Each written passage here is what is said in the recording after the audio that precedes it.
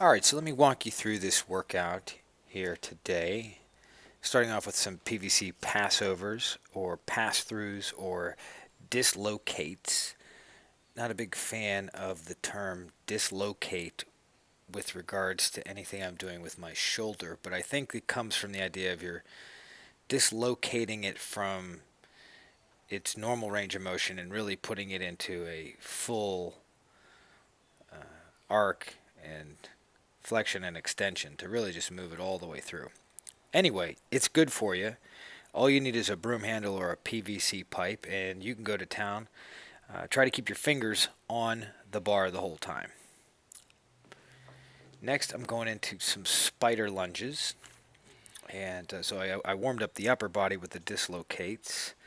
And now I am trying to get some big ROM on the lower body with moving the hips, getting my shoulders, trying to get my shoulders down below my knees. So dropping the body down, getting the hands out of the way, trying to put the elbow down, and also walking the feet a little bit in that downward dog position.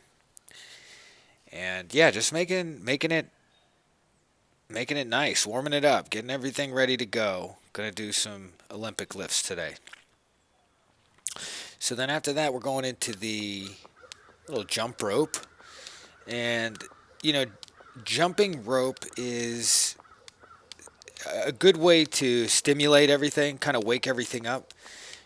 You're bouncing on your toes, so you're getting that kind of upward energy, that springiness, that aliveness, that waking up the body with some high reps. I think I just counted out 200 reps here, roughly. And just bouncing on the toes, getting the calves, the hamstrings, and the glutes firing, trying to make sure that this is a full extension exercise. If I'm going to be doing some Olympic lifting, I'm going to be going into full extension, triple extension with the ankles, knees, and hips. So this is just kind of hitting that upper end of the extension position when you're doing that little hop off the ground. So jump rope is great. I would say I like it better than running, just for the amount of stimulation, aliveness that you get in the body in a very short time. So I'd probably have to run for twice the amount of time to get the same kind of feedback into my body. Not to mention I'd have to probably skip or hop in order to do this anyway. So skipping, hopping, great way to wake up, get started. Now, for the hanging drill. Hanging is great. You could put it in anywhere in your exercise routine, anywhere in your workout. It's going to be very good for your shoulders, your grip strength.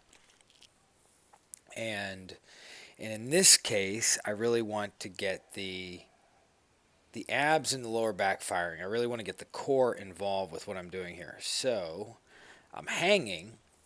Then I'm going into a hanging knee raise. And then from there, I'm actually going into a hanging L. And then I'm going back down. And I'm doing a little back extension. Excuse me. Tough to see behind me, but I'm actually arching my back and trying to pull my feet up behind me. So I'm getting a great little ab exercise and lower back exercise. All right, so here we go. We're going to get into the Olympic lifting movements. And I wouldn't go as far as to say this is skill work. I'm more or less drilling the positions, drilling what I need to do in the clean here, assessing my range of motion for the day. My elbows are way down. I feel tight. I'm going to bang out a few reps here, do about 10 reps of overhead press just to it's what I felt like I needed, So you do what you feel like you need. You don't need to be ultra strict with your warm-ups. The key is that you're warming up what you need to warm up. Now I'm doing this stretch. It's kind of a variation on a stretch you can do on a rack. It'd probably be better if the bar was sitting on a rack. I don't have a rack currently, so it's going to just kind of hang on my shoulders, and I'm going to try to roll my elbows up. You know, putting some rotation into my shoulders. Feels like a big external rotation, and really rotating those hands out by, when you drive the elbows up, it really rotates the hands out. So it kind of puts a binding into the rotator cuff and into the muscles of the shoulder. So it helps with putting a twist in there. Now I'm hitting the front squat. Elbows are a little higher. They're still not where I'd like them to be, but that's just where it's at today. Getting that front squat in. So that's working the legs and the hips and the lower back. Now I'm getting my hat out of the way, because the last thing you want is to smack yourself or be worried about going around your hat whenever you're going to go into I did a little jerk there. And one on the other side. Again, I know I'm going to be using these movements later, so I'm just playing around, getting under the bar, and I'm still a novice, so I know I need to drill these moves a lot in order to excel at them. From my martial arts training, what I can tell you is that the more you go into a position, the better you're going to get at that position. And I think a lot of people will back me up on that.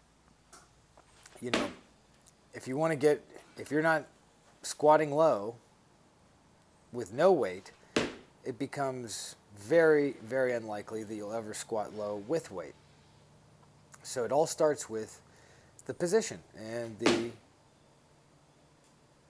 attention to the details when you're not under the stress of the load. So then I'm going to show you, I had on the agenda 5 sets of 3 repetitions on the snatch. So I'm showing you my first set and my last set. So first rep,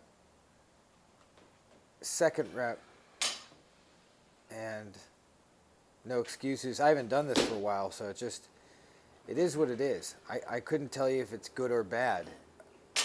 It looks okay to me, but I know there's work to do. And the holes will be exposed. The problems will come to the surface the heavier the weight gets. And so now I'm trying to be a little smoother with it. I was really quiet on that lift there. Same one there, very quiet. Let's see if I make it more forceful. Yep, make it a little bit more. You want to try to get that jump so you can separate the feet. And then here's where things definitely went sideways. Spoiler alert, I don't fall, or anything like that. But I know I needed to get in some back squats, and again, I don't have a rack, so the only thing that I can conceive of that would be worth my time is at least 135 pounds on the squat. And I haven't barbell squatted since March, so 135 pounds should be nothing for a set of 8. And it actually felt a lot heavier than it should or will in the near future, I hope. So anyway, I get 8 reps in. And then when I go to do my second set, my legs basically cramped up and I hit my limit for the day. So a bit of a disappointing start to my Olympic lifting training and my goal of snatching 185 pounds. But this is the baseline. This is where we're at on July 13th, 2020. And that's the first time I ever dropped the weights on my own lifting platform. Yeah. Yay.